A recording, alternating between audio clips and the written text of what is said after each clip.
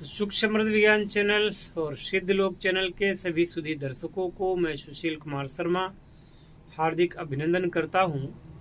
इस वीडियो को आप पूरा देखना, क्योंकि इस वीडियो में मैं आपसे जो बात कहने जा रहा हूं उस बातों को आपको ध्यान रखना चाहिए। सर्वप्रथम कि एक दिन शेष है मात्र। आज 12 तारीख की रात है, वीडियो अभी अपलोड हो जाएगा और 13 तारीख आपके लिए 13 तारीख है बीच में, यानी कल, और परसों है 14 तारीख। तो कल का दिन है आपके पास, आप अपना पंजीकरण करवा सकते हैं और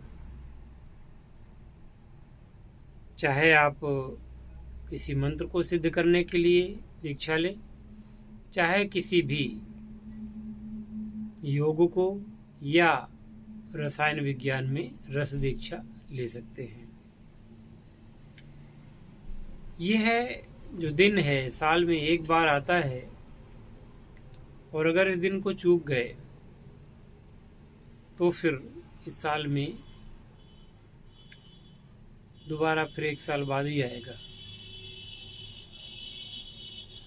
हालांकि सहस्त्र लक्ष्मी सिद्धि मकर संक्रांति को ही होती है, केवल एक दिन होती है। कुछ कारणों से मैं ना तो उसकी सामग्री इस साल तैयार कर पाया हूं, ना ही आप लोगों को मैं समय से बता पाया हूं। तो फिर सहस्त्र लक्ष्मी की सिद्धि तो 14 तारीख को नहीं हो सकती, मकर संक्रांति निकल जाएगी। पिछले वर्ष मैंने जरूर ये दी थी, कुछ लोगों ने किया भी था। इस वर्ष मैं नहीं दे पाया, तो सामग्री तैयार भी नहीं कर पाया। होता यह है कि पहले आपको सामग्री भेजी जाती थी और फिर 14 तारीख को साधना बताई जाती थी, या कुछ लोग यहाँ आ जाते तो उनको यहाँ पे करा देते। अब वो समय निकल चुका है, लेकिन और साधनाएं लक्ष्मी से संबंधित और भी बहुत सारी साधनाएं हैं जिनको आप कर सकते हैं। महाविद्याओं की साधनाएं हैं, अप्सराओं की साधनाएं हैं, यक्षिणियों की साधनाएं हैं, त्रिदेवों की त्रिदेवियों की साधनाएं हैं, अलग अलग देवताओं की साधनाएं हैं। उनको भी करके आप अपने जीवन में अनुकूलता प्राप्त कर सकते हैं। आप कुबेर साधना कर सकते हैं, आप श्री गणेश साधना कर सकते हैं, आप श्री महालक्ष्मी साधना कर सकते हैं, और आपको उसमें अतिशय लाभ होने की पूरी संभावना रहती है। यदि सही तरीके से साधना को किया जाए, अपरिमित लाभ प्राप्त होते ही हैं। आज तक ऐसा हुआ ही नहीं कि किसी ने साधना की हो, साधना का फल उसको प्राप्त ना हुआ हो।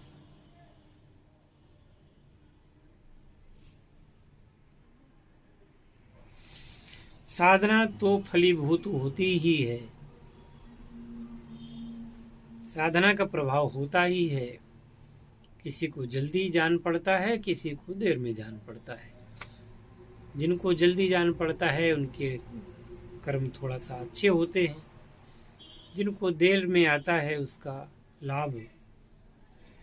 क्योंकि साधना जब किया जाता है उसको, तो उसमें ये होता है कि सबसे पहले तो आपके जो पूर्व जन्म के दुष्कृत्य हैं उनको मिटाने के लिए साधना का काफी भाग उसमें ही चला जाता है।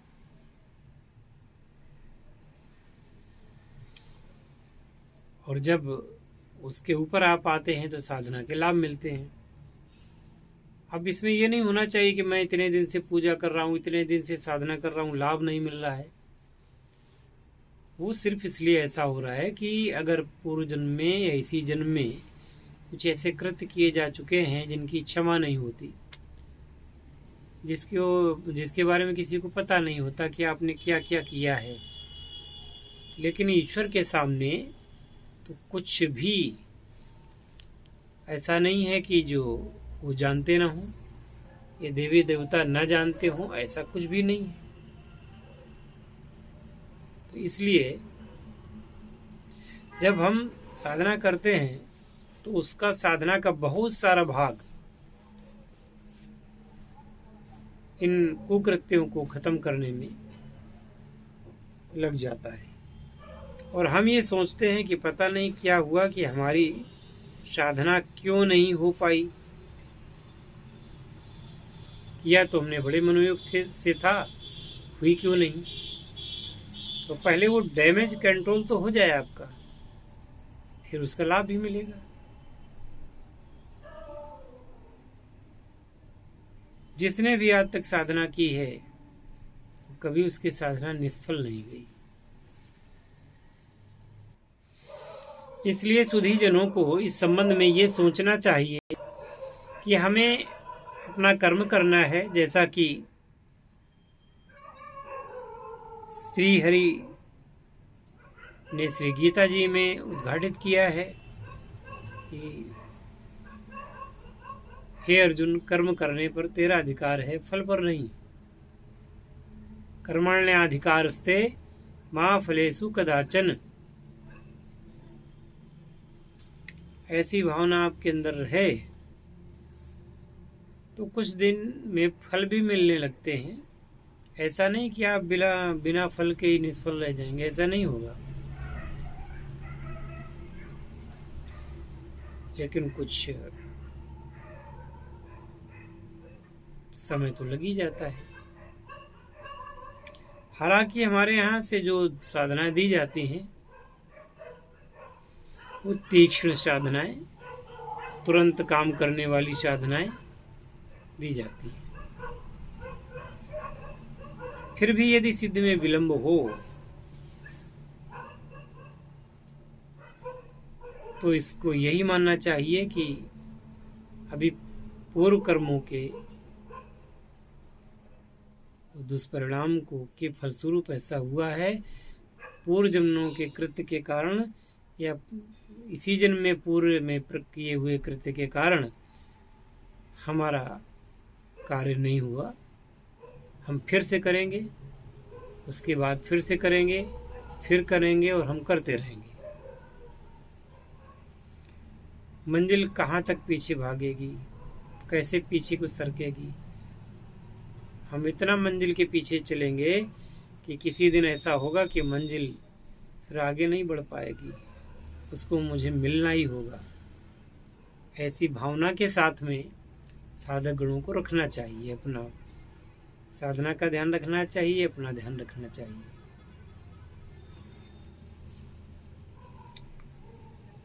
और मैं तो यही कहूँगा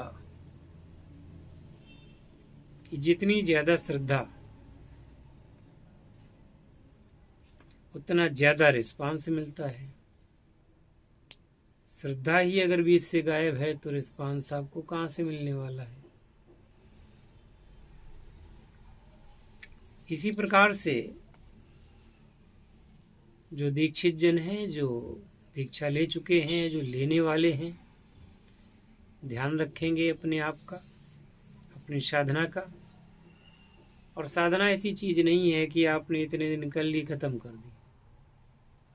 साधना को अगर जीवन में आपने उतारा, साधना को अगर जीवन में आपने रग रग में बसाया तो ये मात्र शब्दों का समूह नहीं रह जाएगा, ये मात्र ये शब्दों का कहा हुआ ये कवच ही नहीं रह जाएगा। ये आपके जीवन को सुचारू रूप से चलाने के लिए इसे जो कुछ भी करना पड़ेगा वो शक्तियाँ आपके लिए करने को तैयार हैं और करती भी हैं, बशर्ते कि हम पूर्ण रूप से उन पर आस्था और श्रद्धा रख सकें।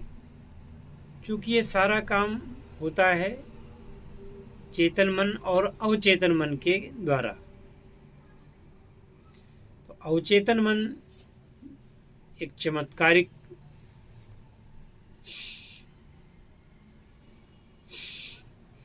ईश्वरीय शक्ति रखता है, पर जो अवचेतन मन है उसको जब तक बाह्य मन यानी कि जब तक आपका चेतन मन उसे आज्ञा नहीं करेगा तब तक वो अवचेतन मन काम नहीं करता।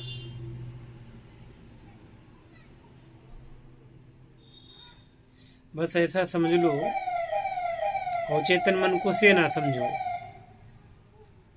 और चेतन मन को राष्ट्रपति समझो।